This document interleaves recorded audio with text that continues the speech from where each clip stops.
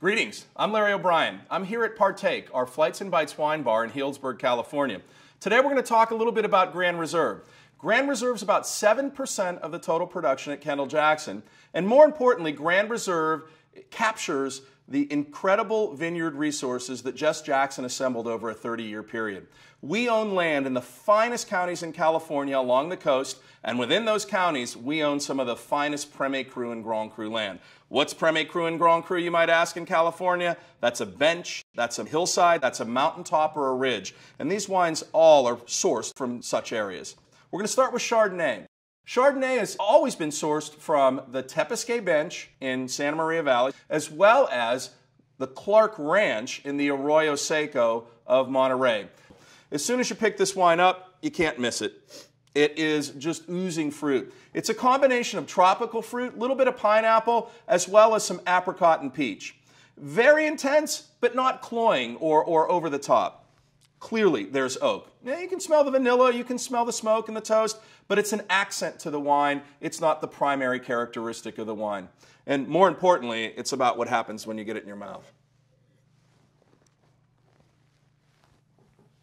Bright, fresh acidity. That's the lingering impression of this wine. It isn't over the top. It isn't cloying or intense. It's actually beautifully balanced, very food-worthy.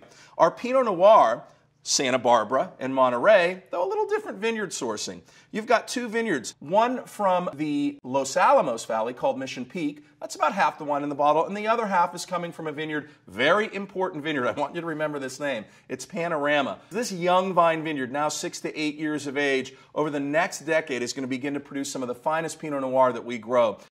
As soon as you pick this wine up, it's Pinot through and through. It's Pinot through and through because it's ruby, it's light ruby, it's translucent. There's nothing inky purple or blue about the color of this wine, nor dark and intense about the aroma of this wine. You bring it to your nose, it's red berry fruit, tart red cherry, a little bit of sour strawberry, and unmistakable hints of rose and a little bit of black tea. That character of red berry fruit absolutely becomes the flavor of this wine. It's a little bit of sour cherry. Strawberries perhaps a little bit riper, unmistakable accents of a little bit of tea and maybe a little black tea, a little bit of smoky toasty oak. That wonderful acidity that was present in the Chardonnay clearly present here. So there are two Burgundian varietals.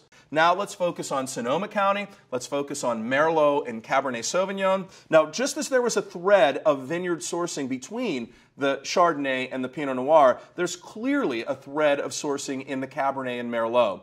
Two vineyards anchor both these wines, Alexander Mountain Estate as well as the Kellogg Vineyard in the Knights Valley.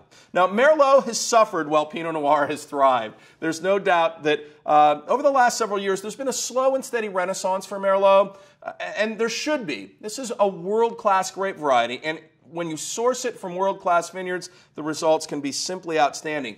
Come back and try Merlot again, and more specifically, come back and try the Grand Reserve. Beautiful nose of red and blue fruit. It's a little bit more pretty and high tone given the 11 vintage. There's a nice little bit of an herbal component in there and clearly some oak.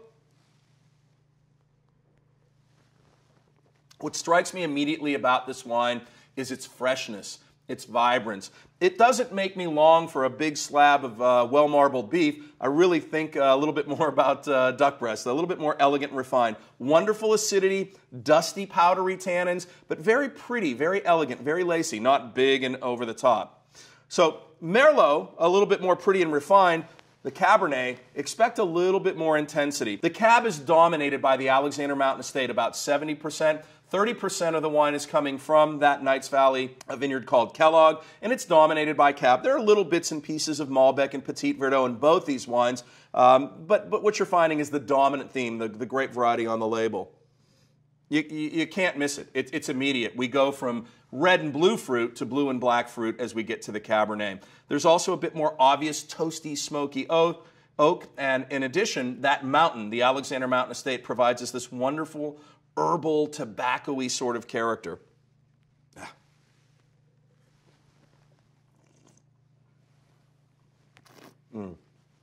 Immediately noticeable. Tannin structure, much bigger. Now I do need that well-marbled piece of beef. Right? In closing, remember this. Just Jackson absolutely obligated that these wines get a disproportionate share of the finest fruit that we grow throughout the state of California. These wines offer absolutely tremendous value, and if you haven't had a Kendall-Jackson wine in quite some time, my challenge to you is simply this. Try a Grand Reserve wine. What you'll find, these wines challenge others that are at least twice the price. Thank you so much for your time and attention. Please enjoy our wine.